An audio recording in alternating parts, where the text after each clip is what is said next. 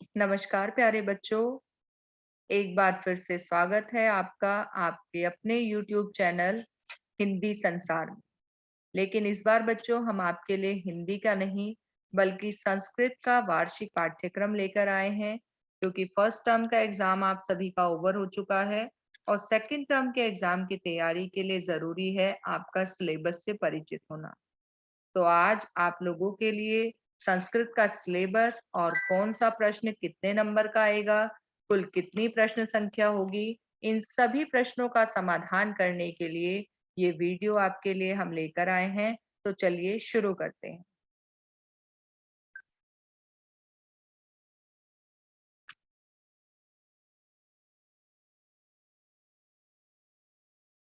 तो बच्चों, जैसा कि आपको पता है कि आपका फर्स्ट टर्म का एग्जाम भी 40 नंबर का था, जिसमें 10 नंबर आंतरिक मूल्यांकन के लिए थे, तो वो भी कुल मिला के 50 अंकों का था। इसी प्रकार आपका जो सेकंड टर्म का सिलेबस है संस्कृत का, वो भी पूरे 50 अंकों का है, जिसमें 40 आपके वर्णनात्मक प्रश्न हैं। 40 नंबर के वर्णनात्मक प्रश्न आएंगे आपके और 10 नंबर का आंतरिक मूल्यांकन होगा। आइए अब देखते हैं कि ये जो वर्णनात्मक प्रश्न है, इनका विभाजन किस प्रकार होगा। तो सबसे पहले बच्चों आपका आएगा एकः गद्यात्मकः खंडः।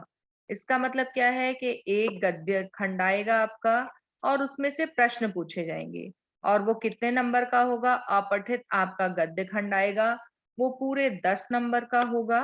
और इस 10 नंबर का बाइफर्गेशन कैसे होगा बच्चों, इसमें सबसे पहले एक पदेन पूर्ण वाक्येन च अवबोधनात्मक कार्यम। अब इसमें क्या होगा कि एक पद प्रश्न पूछे जाएंगे और पूर्ण वाक्य प्रश्न पूछे जाएंगे। जो एक पदेन प्रश्न होंगे वो 2 नंबर के होंगे, 2 प्रश्न आपके आएंगे, और जो पूर्ण वाक्य होंगे वो भी 2 प्रश्न होंगे, और वो 2-2 नंबर का एक प्रश्न होगा। तो कुल मिलाकर वो 4 अंकों के प्रश्न हो जाएंगे दोनों। तो ये 6 नंबर का हो जाएगा। इसके अतिरिक्त शीर्षक लेखनम आपका आएगा, शीर्षक लिखने के लिए, छांटने के लिए, तो वो भी आपका 1 नंबर का होगा। और सबसे अंत में अनुच्छेद पर आधारित भाषिक कार्य होगा, जो कि पूरे 3 नंबर का होगा। अब इस भाषिक कार्य में बच्चों क्या-क्या चीजें सम्मिलित की जा सकती हैं। सबसे पहले वाक्य कृत्र क्रिया पद चयनम। आपको वाक्य में या तो कृत्र वाक्य पूछेगा या फिर क्रिया, कि क्या इसमें कर्ता कौन है या इस पद में क्रिया क्या है। दूसरा प्रश्न आपका बन सकता है कृत्र क्रिया अन्विति ही। और तीसरा प्रश्न विशेषण विशेष्य चयनम, विशेषण या विशेष्य को पूछ लेगा। और चौथा आपका पर्यायवाची विलोम पदम चयनम। इनमें से इन 4 जो हमारे ये ऑप्शन दिए गए हैं, इन चारों में से किन्हीं 3 के ऊपर भी आपसे भाषिक कार्यम के अंतर्गत प्रश्न पूछे जा सकते हैं। अगला खंड जो हमारा है बच्चों, वो है रचनात्मकम कार्यम। ये पूरे 15 अंक का आपका आएगा। इस पूरे 15 अंक को किस तरीके से विभाजित किया गया है, आइए ये देख लेते हैं। इसमें सबसे पहले बच्चों 5 नंबर का आपका औपचारिक अथवा अनौपचारिक पत्र लेखनम आएगा, जिसमें मंजूषा आपको दी गई होगी और मंजूषा की सहायता से आपको पत्र लेखन पूर्ण करना होगा। इसके बाद अगले 5 नंबर का चित्राधारित वर्णनम अथवा अनुच्छेद लेखनम।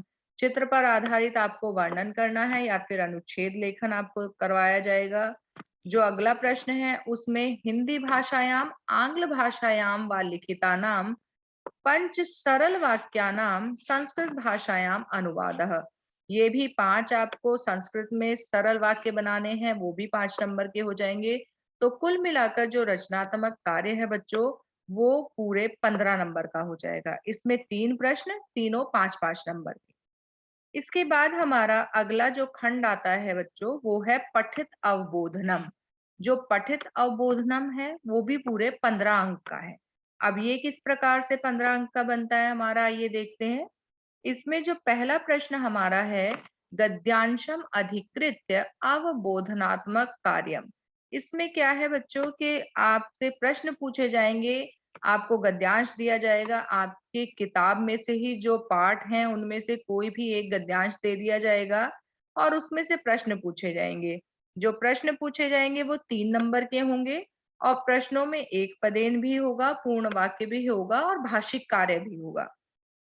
उसके बाद जो हमारा अगला प्रश्न आता है, वो अगला प्रश्न है पद्यांशम अधिकृत्य अवबोधनात्मकम कार्यम। इसमें आपको एक पद्यांश दे दिया जाएगा आपके पठित पाठों में से ही, और उसमें से 3 प्रश्न पूछे जाएंगे 3 नंबर के। इसके बाद जो अगला हमारा प्रश्न आता है वो है नाट्यांशम अधिकृत्य अवबोधनात्मकम कार्यम। इसमें भी बच्चों सेम उसी तरीके से आपके 3 प्रश्न 3 नंबर के आएंगे, जिसमें एक पदेन, पूर्ण वाक्येन और भाषिक कार्य तीनों से मिले जुले प्रश्नोत्तर आपके आएंगे। जो अगला प्रश्न है आपका, वो आपका 2 नंबर का आएगा। उसमें है एकस्य श्लोकस्य अन्वयः अथवा एकस्य श्लोकस्य संस्कृत भावार्थः मंजूषायाः सहायतया। इसमें क्या है बच्चों कि आपको अन्वय कंप्लीट करना है, और वो उसमें भी मंजूषा आपको दी गई होगी और मंजूषा की सहायता से ही आपको अन्वय को पूर्ण करना है। ये भी आपका 2 नंबर का आएगा। इसके बाद जो अंतिम प्रश्न है वो है घटना क्रमानुसारम कथा लेखनम। ये पूरे 4 नंबर का है। इसमें 8 वाक्य आपको दिए गए होंगे, आधे आधे नंबर का है ये बच्चों। इसमें आपको क्या करना है कि घटना को क्रमानुसार लगाना है। जो आपके पाठ हैं उनमें से ही किसी भी एक पाठ में से घटनाक्रम दे दिया जाएगा, लेकिन वो ऊपर नीचे होगा। आपको उसे बिल्कुल सीक्वेंस से लगाना है जैसा कि चैप्टर में दिया गया होगा। तो इस प्रकार आप अगर हम पूरे प्रश्न पत्र के ऊपर नजर डालते हैं तो 10 नंबर का अपठित अवबोधन, 15 नंबर का रचनात्मक कार्य और 15 नंबर का ही हमारा पठित अवबोधन आएगा बच्चों। तो ये 15 और 15 30 और 10 40, ये पूरा हमारा जो पेपर बनेगा वर्णनात्मक, जो हमारा रिटन पेपर बनेगा इस बार, वो पूरा 40 नंबर का होगा। आइए अब देख लेते हैं कि इसमें कौन कौन से पाठों को सम्मिलित किया गया है। जो हमारे पाठ हैं इसमें इसमें 4 पाठों को सम्मिलित किया गया है बच्चों। कौन-कौन से पाठ हैं?